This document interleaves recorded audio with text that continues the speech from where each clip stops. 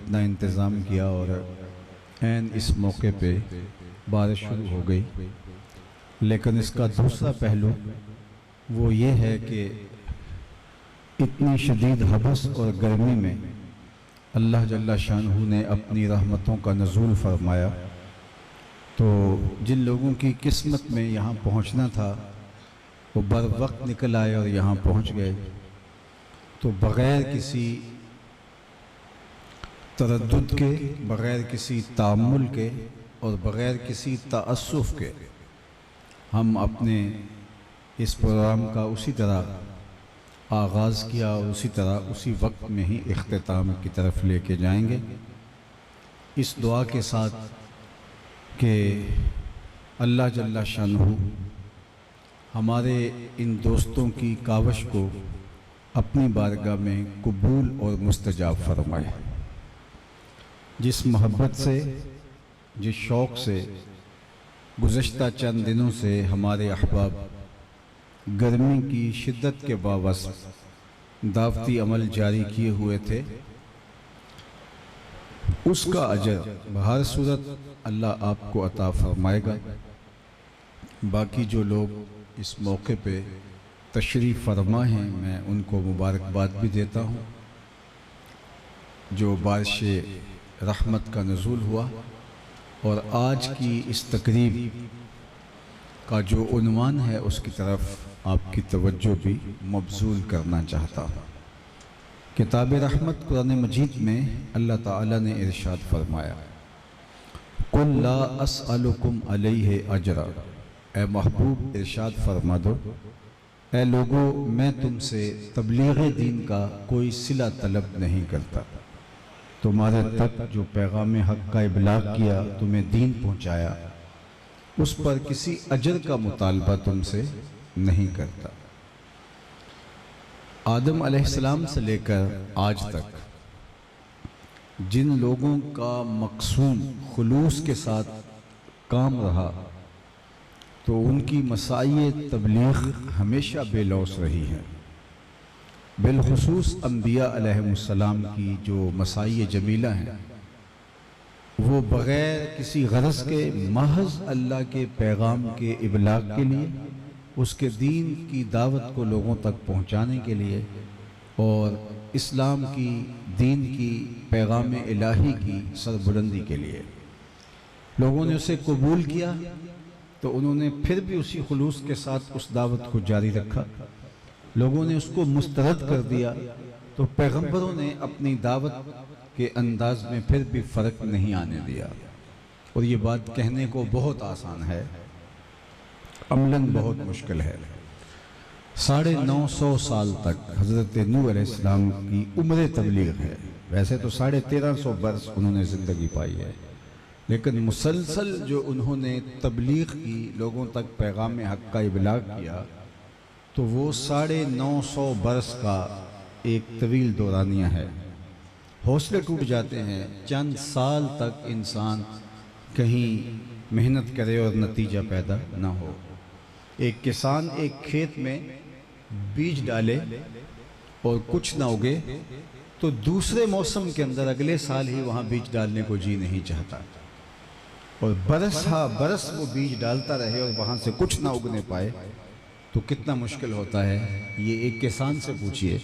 اسی طرح ایک مبلغ، پہلے ٹھیک تھی آواز اس کی، پہلے بہت اچھی تھی، اسی طرح جو مبلغ ہے اس کی دعوت اور اس کے پیغام کو جب پذیرائی نہ ملے اور لوگ اس دعوت کو قبول نہ کریں تو پھر اس کا حوصلہ ٹوٹتا ہے اور اس کی آواز میں وہ زور باقی نہیں رہتا۔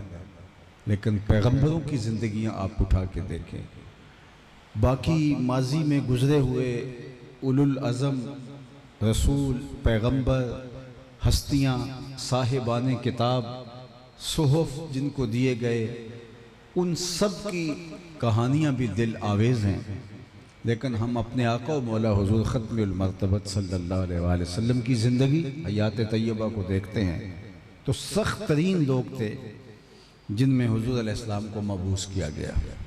هو الذی بعث فی الامیین رسولا، اس نے امیوں میں اپنے رسول کو مبعوث فرمایا۔ اور ہمارے پنجابی میں کہتے ہیں مکے سے آگے اجاڑ ہے۔ تو اب اتنے سخت گیر اور سخت مزاج بدوانہ خصلتیں رکھنے والے لوگ، ان کے اندر پیغام حق کا ابلاغ کوئی عام کام نہیں تھا۔ اور جس طرح مکے کی گلیوں میں، کوچہ و بازار میں اللہ کے محبوب نے دعوتی مسائی، کوشش اور جد و جہد فرمائی، وہ آپ کے سامنے ہے۔ اور پھر یہاں سے چل کے اللہ کے محبوب طائف تک پہنچے۔ جنہوں نے مکے سے طائف کا سفر کیا ہے وہ اس کی صعوبت کو اور اس کی سختی کو وہ اندازہ کر سکتے ہیں۔ آج تو وہ گاڑیوں پہ سفر ہوتا ہے، سنگلاخ پہاڑوں کے کلیجے چیر کے آگے بڑھنا اور پیدل اسفار، تقریباً 1 مہینے کی مسافت طے کر کے اللہ کے محبوب علیہ السلام گئے۔ مشکل ترین سفر تھا، اور ان کا جو رویہ تھا، ام المومنین سیدہ عائشہ رضی اللہ تعالیٰ عنہ کہتی ہیں کہ ایک دن ہم نے حضور سے پوچھا، حضور کیا احد کے دن سے سخت دن بھی زندگی میں کوئی آیا؟ صحابہ کی نظر میں اتنا سخت دن تاریخ اسلام میں کوئی نہیں تھا جو احد کا دن تھا۔ 70 صحابہ کی لاشیں پڑی ہوئی تھیں، اور اللہ کے محبوب صلی اللہ علیہ وآلہ وسلم کے عزیز اور محبوب چچا حضرت امیر حمزہ بھی شہید کر دیے گئے تھے۔ نہ صرف شہید کیے گئے، ان کا مسئلہ کیا گیا تھا، اعضائے بدنیاں کاٹ لیے گئے تھے، ناک کاٹ لی گئی، ہاتھ کاٹ لیے گئے، کان کاٹ لیے گئے، زبان کاٹ لی گئی، ہونٹ کاٹ لیے گئے، بلکہ آنکھوں میں نیزے چبھوئے گئے۔ تو بہت دردناک منظر تھا۔ حضور کے سر انور پہ پٹی بندھی تھی، آنکھوں میں آنسو تھے، اور بار بار فرماتے تھے ما فعل امی، میرے چچا کی بات سناؤ۔ تو دردناک دن تھا۔ تو صحابہ کے خیال میں جو انہوں نے دیکھا، تو احد کے دن سے سخت دن حضور کی حیات طیبہ میں کوئی نہیں تھا۔ تو ام المومنین نے اسی لیے اس دن کی طرف اشارہ کرتے ہوئے کہا، کیا احد کے دن سے سخت دن بھی زندگی میں آیا؟ مطلب حضور کہیں گے یہ سب سے سخت دن تھا۔ لیکن حضور نے جواباً ارشاد فرمایا، ہاں عائشہ، طائف کے بازاروں میں تیری قوم نے جب مجھے پتھر مارے تو یہ دن احد کے دن سے بھی سخت تھا۔ ان کے 3 سرداروں کے پاس اللہ کے محبوب اپنے رب کی دعوت لے کر گئے، اور جب ان کو دعوت دی اور ساتھ کہا کہ جو میں نے تمہیں کہا ہے سو کہا ہے، میری دعوت اگر تمہاری سمجھ میں آتی ہے تو قبول کر لو، نہیں آتی تو تمہاری مرضی۔ فقیرانہ آئے صدا کر چلے، میاں خوش رہو ہم دعا کر چلے۔ ہم نے دعوت دی ہے، اس کو قبول کر لو اگر یہ تمہیں اچھی لگتی ہے، اور اگر تم نے اس کو مسترد کرنا ہے تو وہ بھی تمہاری مرضی۔ وما علینا الا البلاغ، ہمارا کام تو پہنچانا ہے۔ لیکن یہ ہے کہ اگر قبول کرو تو تمہاری دنیا کا بھی اور تمہارے معاد کا بھی فائدہ ہے، لیکن اگر تم رد کرو تو تمہاری مرضی، میرا راستہ چھوڑو اور میں یہ جا رہا ہوں۔ تو انہوں نے کہا کہ ہم کیوں راستہ چھوڑے؟ اوباشوں کے ہاتھ میں سنگریزے دیے، پتھر کے ٹکڑے دیے، اور حضور جب واپس پلٹے، حضور کو جو ہے وہ اس بات پر اصرار نہیں تھا کہ میری دعوت کو ضروری قبول کرو۔ ان کے بھلے کے لیے، ان کی خاطر، ان کی آخرت کے لیے ایک سنگلاخ پہاڑوں کا سفر کاٹ کر حضور پہنچے، اور یہ دعوت ہے، اس کے یہ خد و خال ہیں، اس کے یہ ثمرات تمہیں دنیا میں ملیں گے، یہ ثمرات آخرت میں ملیں گے، تمہاری مرضی ہے قبول کر لو، نہیں ہے تو ٹھیک ہے میں جا رہا ہوں۔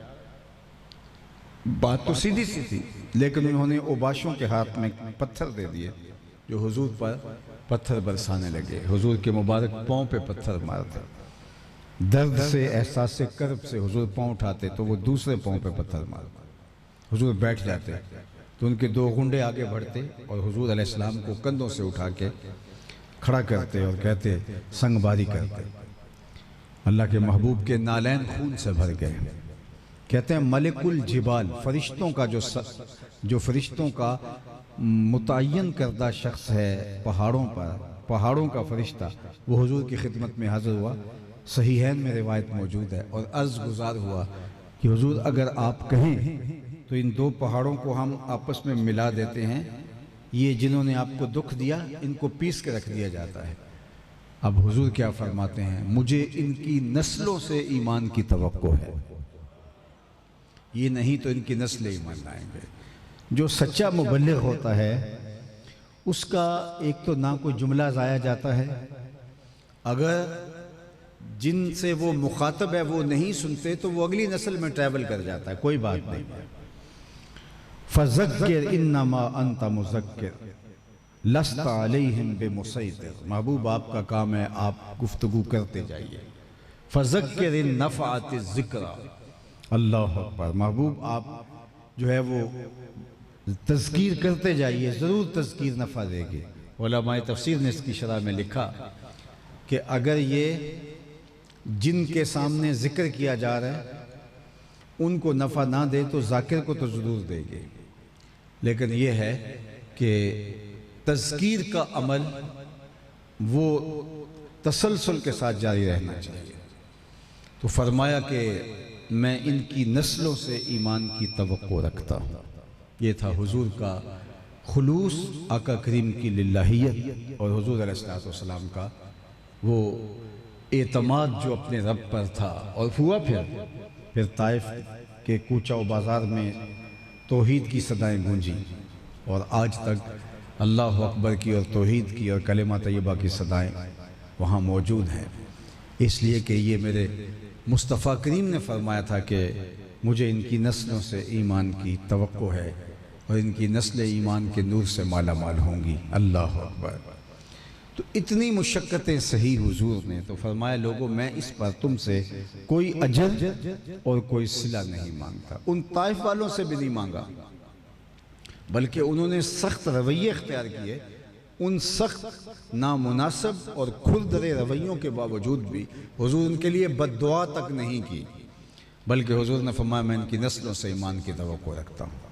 یہ ہے پیغمبر کی زندگی کے روز و شب، اور یہ ہے خلوص اور امت کے ساتھ اس کی محبت۔ اللہ اکبر۔ ہم سے تو کوئی رائے میں اختلاف کرتا ہو تو ہم اس کا وہ حال کرتے ہیں کہ الیاذ باللہ، اور معاذ اللہ ہمارا جو مذہبی طبقہ اس وقت وہ حضور کی سیرت کو بالکل فراموش کر چکا ہے۔ ان سے آپ معمولی سی شے میں اختلاف کر کے دیکھ لیں، پھر آپ کو لگ پتا جائے گا کہ یہ مذہب کا لبادہ اوڑھنے والا اندر کیا رکھتا ہے، اور اس کی زبان پھر کس طرح سے جو ہے وہ غلاظت اور گندگی اگلتی ہے۔ تو یہ اس کے جبہ و دستار اور اس کی جو ہے اس کا جو دینی حلیہ ہے، اس کے پیچھے کیا چھپا ہوا ہے آپ کو لگ پتا جائے گا۔ آپ کسی مذہبی شخص سے محض کسی عام سی شے پہ، ایک امر مباح پہ، ایک امر استحباب جس میں ہو، اس میں بھی اختلاف کر کے دیکھ لیں، اس کی رائے سے اختلاف کر کے دیکھیں، آپ کو لگ پتا جائے گا کہ آپ جو ہے وہ کس قوم سے آپ کا پالا پڑا ہے۔ اور معاذ اللہ پھر ان لوگوں کے ہاتھوں کے اندر جب سے یہ سوشل میڈیا کا ٹول آ گیا ہے تو پھر تو قیامتیں برپا ہو رہی ہیں۔ اللہ اکبر۔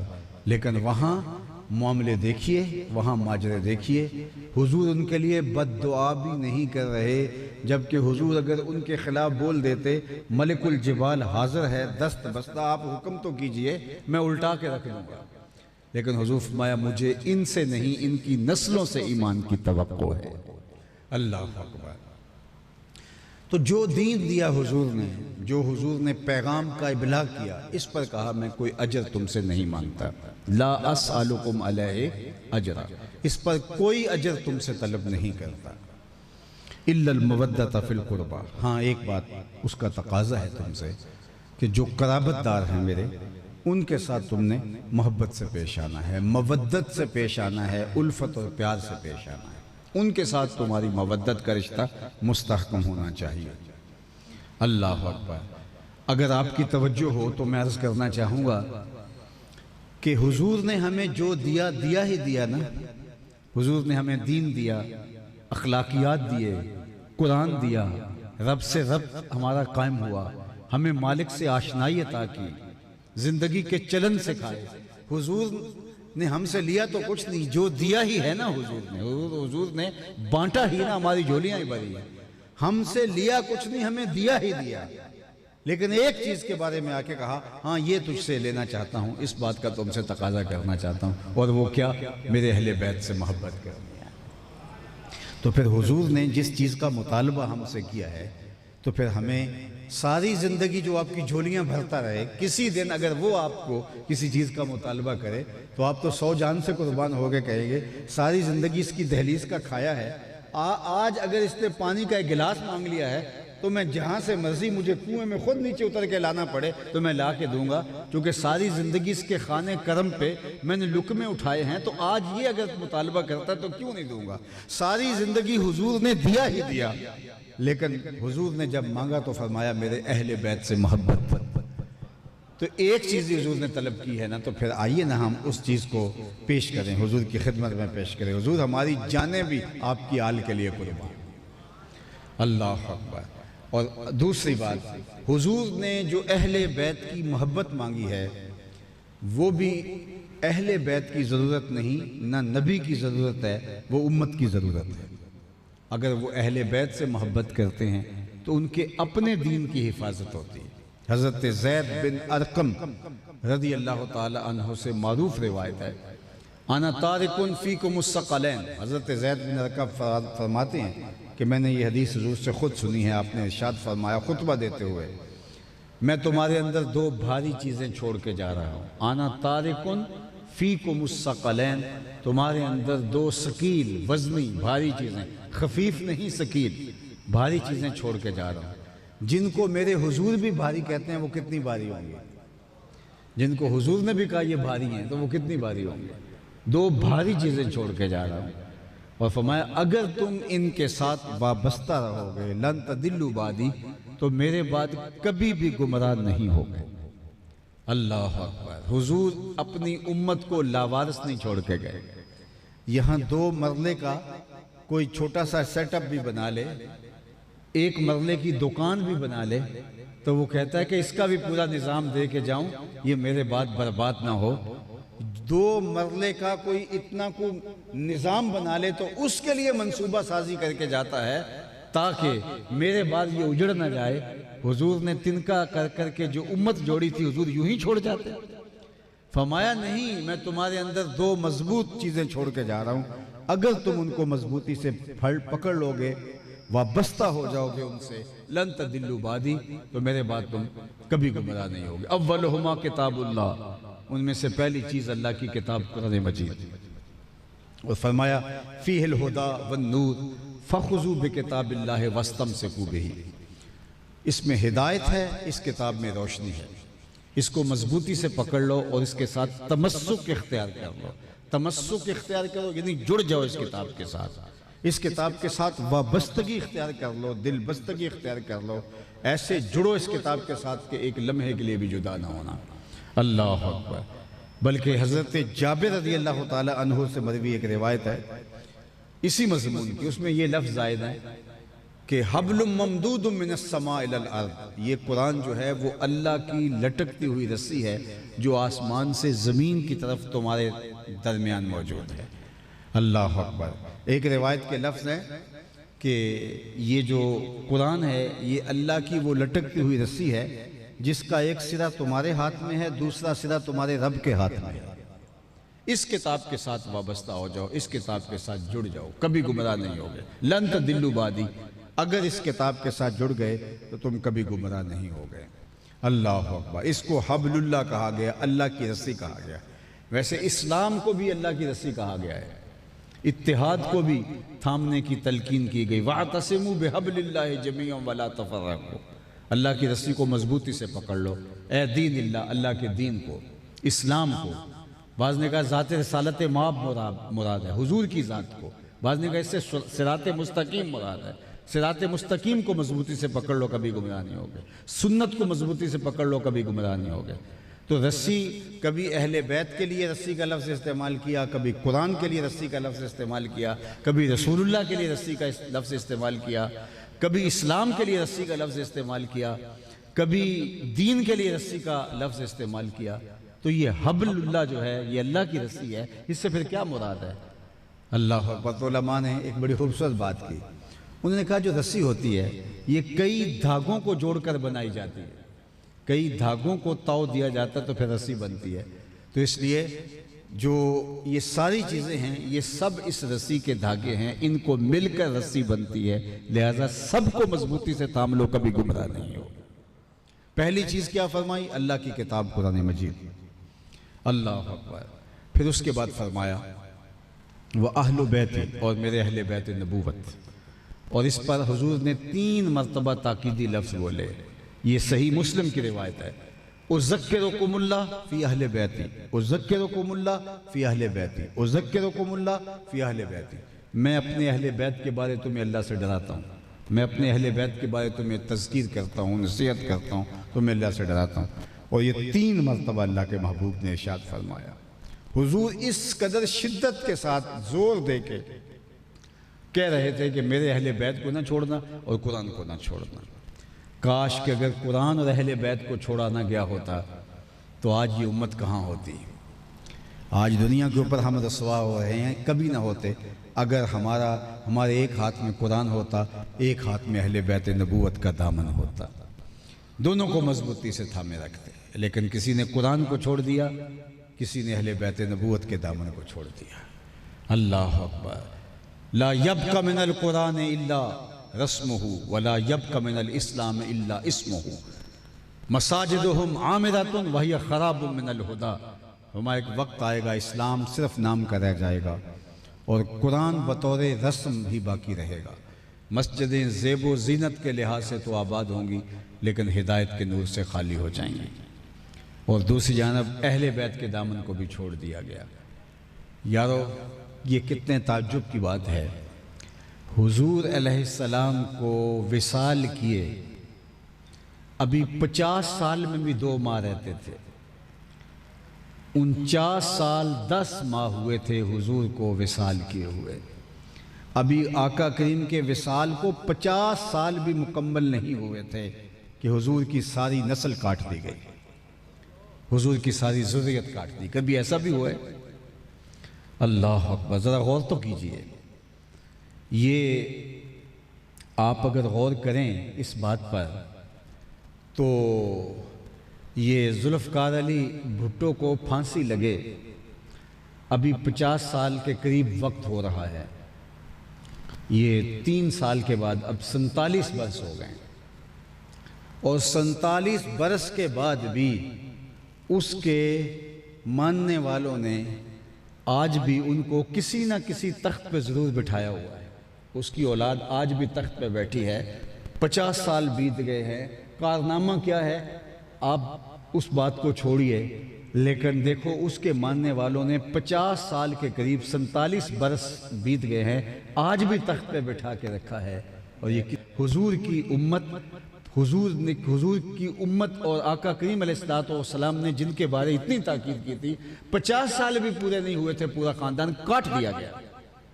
ذرا غور تو، نہ صرف کاٹ دیا گیا، چلو اس کو یہ کہہ لیجئے گا کہ تخت و تاج کی لالچ کے اندر یزید نے ایسا کیا، تو حسین ابن علی کو جب کاٹ دیا گیا، شہید کر دیے گئے، تو وہ خطرہ ختم ہو گیا نا۔ تو جب خطرہ ختم ہو گیا تو لاشوں پہ گھوڑے کیوں دوڑائے؟ یہ کیوں ہوا؟ اور نیزوں کی نوکوں پہ سر کیوں چڑھائے؟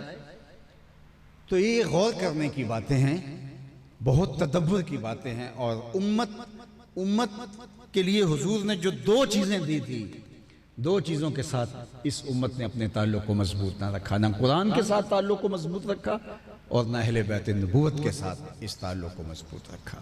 اگر ان دونوں کے ساتھ تعلق مضبوط رہتا، اللہ اکبر، تو آج ہم جس حالت میں، اس حالت میں کبھی نہ ہوتے۔ لیکن آج بھی ہمیں قرآن اور اہل بیت سے جڑنے کی تلقین، جو حضور کا فرمان ہے، وہ ہمارے کانوں میں آج بھی گونج رہا ہے، اور آج بھی ہمیں یہ جڑنا پڑے گا، اپنے آپ کو اہل بیت اور قرآن کے ساتھ وابستہ کرنا پڑے گا۔ لیکن آج بھی کس رنگ کے اندر قرآن سے اور اہل بیت سے دور کرنے کی سازشیں کی جاتی ہیں، لیکن ہم سمجھتے ہیں کہ ہمارا اہل بیت کے ساتھ جو تعلق اور محبت کا رشتہ ہے، یہ ہمارے کسی ذاتی جذباتی تعلق کا نتیجہ نہیں ہے، یہ حضور کے فرمان کا نتیجہ ہے۔ حضور نے فرمایا کہ یہ دونوں کے ساتھ تعلق کو برقرار رکھنا، اور ساتھ کے آگے کیا فرمایا حدیث جابر میں، وَلَن يَتَفَرَّقَا حَتَّى يَرِدَ عَلَيَّ الْحَوْض۔ قرآن اور اہل بیت آپس میں جدا بھی نہیں ہوں گے، یعنی یہ نہیں ہو سکتا کہ اہل بیت اور ان کا قرآن سے تعلق نہ ہو، اور قرآن ہو اور اہل بیت کے ساتھ نہ ہو، یہ نہیں ہو سکتا۔ میں صحیح النسب سادات کی بات کر رہا ہوں، 1947 میں جو بنے تھے، میں ان کی بات نہیں کر رہا ہوں۔ تقسیم ہند کے بعد تو پھر ادھم مچ گیا نا، لیکن جو سید ہوگا، صحیح معنوں میں سید ہوگا، تو قرآن سے وہ کیسے دور رہ سکے گا؟ قرآن کے ساتھ تو اس کا تعلق ہے۔ اور میرے حضور نے ارشاد فرمایا وَلَن يَتَفَرَّقَا، یہ آپس میں جدا بھی کبھی نہیں ہوں گے، حَتَّى يَرِدَ عَلَيَّ الْحَوْض، یہاں تک کہ حوض کوثر پہ مجھے اکٹھے آ ملیں گے۔ اور آپ دیکھیں تو قرآن اور اہل بیت کبھی جدا بھی نہیں ہوئے۔ جب قرآن نبی کے سینے کے اندر پل رہا تھا، حسین سینے کے اوپر پل رہا تھا۔ جب قرآن نبی کے سینے کے اندر تھا، حسین سینے کے اوپر تھا۔ اور پھر لوگوں نے وہ منظر بھی دیکھا کہ حسین گود میں تھا اور چکی چل رہی تھی اور قرآن کی لوریاں چل رہی تھی۔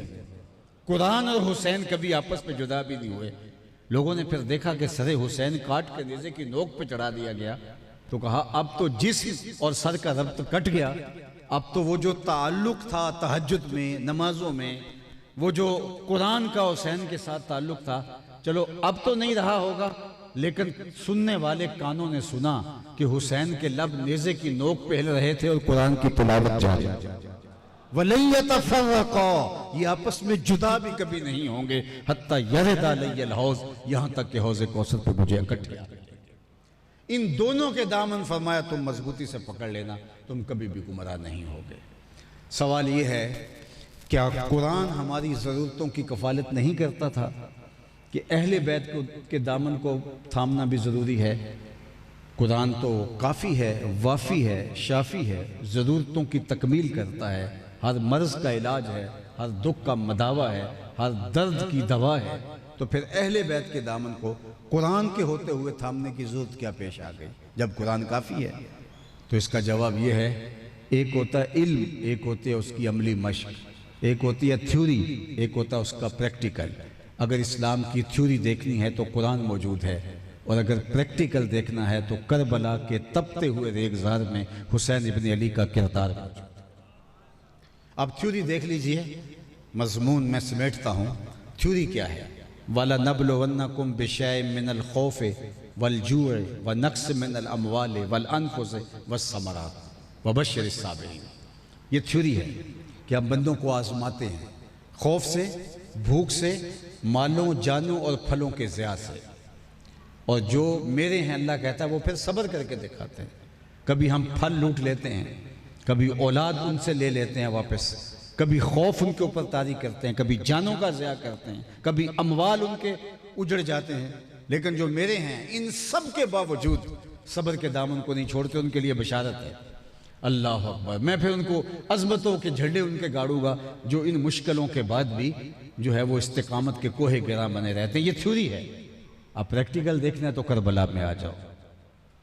سارے پیپر ایک ہی کمرے میں اکٹھے ہونے جا رہے ہیں۔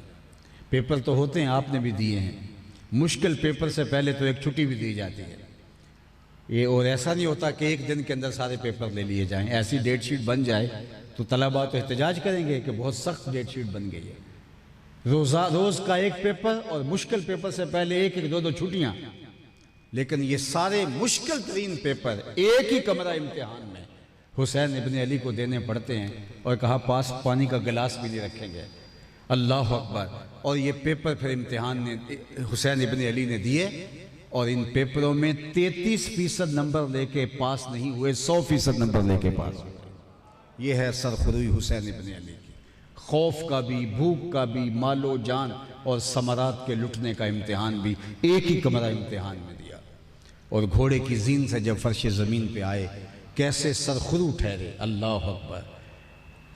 اللہ فرماتا ہے جو سارے امتحانات میں کامیاب ہو جائے اس کے لیے بشارت ہے، وہ صابر ہے۔ اب صابر کون ہوتا ہے؟ تو اس پر علماء نے بہت کچھ لکھا، میں صرف صبر کی ایک تعریف آپ کے سامنے رکھوں گا۔ صبر وہ ہوتا ہے جس کے معمولات عبادت قضا نہ ہوں، اسلامی معمولات قضا نہ ہوں، وہ صابر ہے۔ گھر میں جوان بیٹے کی میت پڑی ہے، مسجد میں اذان پکاری گئی، پہلی صف میں نماز پڑھنے والا نمازی تھا، آج اس کی نماز قضا نہیں ہوئی، پہلی نماز صف میں کھڑا پایا گیا، صابر کہلائے گا۔ ورنہ ہم نے دیکھا ہے کہ بڑے بڑے اچھے اعمال کرنے والے دکھوں کے اندر آ کے اپنے معمولات کھو بیٹھتے ہیں، لیکن صابر اپنے معمولات کو ترک نہیں کرتے۔ تہجد پڑھنے کا عادی تھا، گھر میں لاش بھی پڑی ہے تو تہجد قضا نہیں ہوئی۔ اللہ ایام 20 کے روزے رکھتا تھا، مشکل آئی تو ایام 20 کے روزے قضا نہیں ہوئے۔ اللہ اکبر۔ تو صابر کون ہوتا ہے؟ جس کے معمولات عبادت قضا نہ ہوں۔ اگر صبر کی یہ تعریف معتبر مانی جائے تو پھر آؤ نہ ذرا کربلا میں 5 امتحان حسین ابن علی پہ ڈالے گئے، اور جب امام پاک 71 لاشیں خیموں تک پہنچانے کے بعد خود گھوڑے کے اوپر بیٹھے اور اشقیاء کا مقابلہ کیا۔ ایک تو اس کا سٹائل ہے بیان کرنے کا کہ اتنے زخم اور اتنے تیر لگے، لیکن جو محتاط روایتیں ہیں ان کے مطابق 34 زخم تلواروں کے اور 33 گھاؤ نیزوں کے، اور جب پیراہن اتارا گیا تو 113 سوراخ اس کے اندر تیروں کے تھے۔ اور امام حسین اس زخموں سے اپنے آپ کو چور پاتے ہیں۔ صابر ایسا ہے کہ گھوڑے کی زین سے جب فرش زمین پر گرنے لگا تو نماز کا وقت تھا، صابر نے سجدہ قضا نہیں ہونے دیا، پیشانی سجدے میں رکھ دی اور بارگاہ عزدی میں عرض گزار ہوئے، اللہم ردن بقضائکا وصبرن علی بلائکا تسلیما لامرکا سبحان ربی العالی۔ مالک تیری تقدیر پہ میں راضی ہوا، جو دکھ مصیبت تکلیفیں آئی مالک میں نے اس کو بصر و چشم قبول کیا، تیری رضا پہ تیرا بندہ راضی ہے، تو بھی بتا تو بھی حسین پہ راضی ہوا کہ نہیں ہوا۔ آواز آ رہی ہے، اس پیاسے پر علی شیر خدا کو ناز ہے، اس نواسے پر محمد مصطفیٰ کو ناز ہے، اوروں نے بھی سجدے کیے، اس کا عجب انداز ہے، اس نے وہ سجدہ کیا جس پر خدا کو ناز ہے۔ کائنات میں کسی نے ایسا سجدہ نہیں کیا ہوگا جو حسین ابن علی نے کیا ہے، اور بلکہ میں ایک اور بات کہتا ہوں، اتنا طویل سجدہ بھی کسی نے نہیں کیا ہوگا جو حسین ابن علی نے کیا ہے۔ اتنے دکھوں میں زخم میں تیر کھبے ہوئے ہیں لیکن سجدہ قضا نہیں ہوتا۔ اور سجدے کی طوالت یہ ہے کہ میدان عرفات میں لبیک لبیک پکارتے ہوئے ایک صحابی اونٹ سے گر جاتا ہے اور گردن کی ہڈی ٹوٹ جاتی ہے اور انتقال ہو جاتا ہے۔ حضور کو عرض کیا جاتا ہے، حضور ایک آدمی کا یوں انتقال ہو گیا، فرمایا اس کو دفن کر دو اسی احرام میں، جنازہ پڑھو تدفین کر دو، اور پھر فرمایا قیامت کے دن جب یہ قبر سے اٹھایا جائے گا ملبیاً، اس کے لبوں پہ تلبیہ ہوگا، لبیک اللہم لبیک کی صدائیں ہوں گی، جس حالت میں گیا ہے اسی حالت میں اٹھایا جائے گا۔ یہ ضابطہ حضور نے بتایا، تو سنو پھر قیامت کے دن حسین کا سر سجدے سے اٹھایا جائے گا۔ تو حسین تو آج بھی سجدے میں ہے، کس نے اتنا لمبا سجدہ کیا ہوگا جو حسین ابن علی نے کیا ہوگا؟ اے نبی کے جانشین، اے حضور کے نواسا، ہم آپ کی عظمتوں کو خراج محبت خراج عقیدت پیش کرتے ہیں کہ جو تم نے کر کے دکھایا اور جو عظیمت کی انوکھی داستان تم نے رقم کی ہے وہ کائنات کے اندر کوئی اور نہیں کر سکا۔ اس لیے آج صدیاں گزرنے کے بعد آپ کے نام کے پھریرے لہرا رہے ہیں۔ دنیا کے اوپر بڑے بڑے دردناک طریقے سے لوگ مارے گئے، ذبح کیے گئے، بڑی بڑی جنگیں بھی ہوئیں۔ جنگ بواس 120 سال تک جاری رہی، 1.25 صدی تک جنگ بواس جاری رہی، اور بھی جنگیں، ایک ایک جنگ میں 1 کروڑ لوگ بھی مارے گئے۔ لوگ اپنے حق کے لیے لڑتے رہے، ظلمن بھی مارے گئے، لیکن یہ جنگ دن چڑھتے شروع ہوتی ہے، دوپہر کو زوال کے ساتھ ہی اختتام پذیر ہو جاتی ہے۔ چند گھنٹوں کی جنگ تھی، لیکن صدیاں گزرنے کے بعد آج بھی درد کلیجے میں ہوتے ہیں، اور آج بھی حسنین کریمین کے لیے دل تڑپتے ہیں۔ اے حسین ابن علی، تو نے کام ہی وہ کر دکھایا ہے، اپنا سب کچھ کٹوا کے بیٹے کو گود میں لے کر اور اس کو اس کے حلق میں تیر پیوست ہوتا دیکھ کر پھر بھی کہنا مالک حسین کی یہ قربانی بھی قبول کر، یہ کوئی تماشائی لبے بام تھوڑا ہے، یہ حسین ابن علی کا حوصلہ ہے۔ اللہ اکبر۔ اے حسین ابن علی، تم پر سلام، نازش آل نبی تم پر سلام، تم پہ لاکھوں رحمتیں لاکھوں سلام۔ اے شہیدان محبت کے امام، لالا گوں لالا بدن لالا کفن، اے چمن اندر چمن اندر چمن، زندگی ہی زندگی تیری حیات، اے حیات اندر حیات، افتخار ملت بیضا ہے تو، رب کعبہ کی قسم یکتا ہے تو، فخر کا دل میں دریچہ باز کرنا چاہیے، جن کا تو آقا ہے ان کو ناز کرنا چاہیے۔ یہ حسین ابن علی کے حضور ہماری عقیدتوں کا خراج ہے۔ ہماری محبتوں کا نذرانہ ہے جو آج ہم یہاں پیش کرنے کے لیے جمع ہوئے۔ اللہ تعالیٰ جل شانہ ہمیں اپنی خاص عنایتوں سے مالا مال فرمائے۔ میں ادارۃ المصطفیٰ حلقہ حافظ آباد کے جملہ ذمہ داران کو اللہ کی بارگاہ میں قبولیت کے لیے پیش کرتا ہوں کہ اللہ ان کی کاوش کو قبول اور مستجاب فرما۔ حضرت مجدد الفسانی علیہ رحمہ فرماتے ہیں کہ کچھ دوستوں کی دعوت کی ایک اہل خانہ نے اور اپنا پورا زور لگا دیا، تو جب دعوت کا اختتام ہوا، لوگ جانے لگے، تو مہمانوں میں سے کسی نے کہا کہ یہ کھانا اچھا نہیں بنا تھا، تو اس کا دل ٹوٹ گیا اس شخص کا، تو کہا کہ اس کی جو دعوت تھی وہ اس طرح قبول نہیں تھی، لیکن اس کی دل کی شکستگی سی وجہ سے اللہ تعالیٰ نے اس دعوت کو قبولیت کا درجہ عطا فرما دیا۔ تو میں سمجھتا ہوں کہ منتظمین بعض اوقات جس شوق سے انتظام کرتے ہیں، تو کوئی ایسا عارضہ اور ایسا کوئی جو ہے وہ اچانک مسئلہ ہو جائے تو ان کو تکلیف ہوتی ہے، لیکن اللہ اس کے بدلے ان کو قبولیت عطا کرتا ہے، اور ہمیں تو قبولیت سے غرض ہے۔ اور جس آقا حسین رضی اللہ تعالیٰ عنہ کے حضور ہم عقیدتوں کا خراج پیش کرنے کے لیے جمع ہوئے ہیں، اتنے لوگ تو اب بھی الحمدللہ یہاں ہزاروں لوگ موجود ہیں، ان کو تو 72 بھی قبول ہے۔ اگر 72 لوگ بھی ان کی محفل میں آ جائیں تو وہ بھی قابل قبول ہے۔ تو یہ پریشانی میں اپنے لیے نہیں کر رہا، یہ جو ہمارے منتظمین ہیں ان کے دل شکنی نہ ہو، تو یہ اللہ کی بارگاہ میں اس مجلس کو اللہ قبول فرمائے اور اپنی رحمتوں کا سایہ دے۔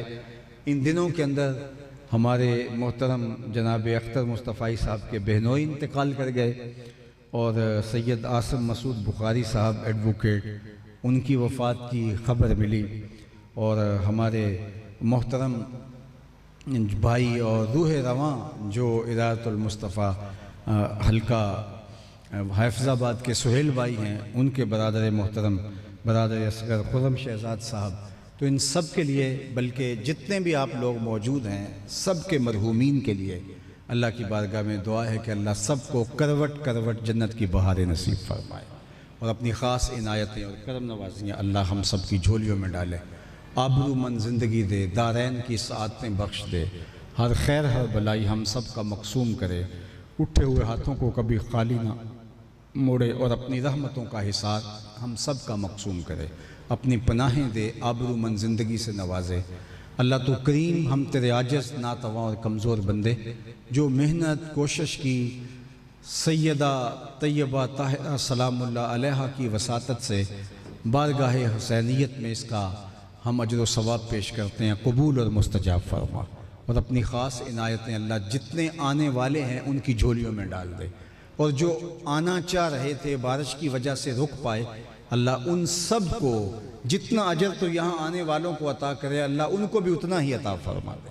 تیرے خزانوں میں کوئی کمی نہیں ہے، اور ساتھیوں نے جس کو دعوت دی وہ پہنچ پایا یا نہیں پہنچ پایا، یہاں پہنچ کر سننے کا اجر اللہ ان دعوت دینے والوں کو نصیب فرما دے، اور اللہ اس شہر حافظ آباد کو اپنی خاص امان میں، پناہ میں، حفاظتوں کے حصار میں رکھنا۔ ابھی خبر سنی اہل السنہ کے بہت بڑے عالم دین ہمارے شہر کاموں کی کہ عظیم المرتبت شخصیت حضرت قبلہ مفتی صابر الامینی بدایونی رحمۃ اللہ تعالی علیہ کا انتقال ہوا۔ اللہ تعالیٰ جل شانہ ان کے درجے بلند فرمائے، اور ان کے خاندان کو صبر عطا فرمائے، اور اللہ میرے وطن کی خیر فرمائے، عالم اسلام کی خیر فرمائے۔ کربلائے عصر میں وقت کے یزیدوں کے ساتھ جو ڈٹے کھڑے ہیں، اہل غزہ، اللہ ان کی مدد، نصرت اور اعانت فرمانا۔ وصلی اللہ تعالی علی النبی الامین وآلہ وصحبہ اجمعین۔ السلام علیکم ورحمۃ اللہ۔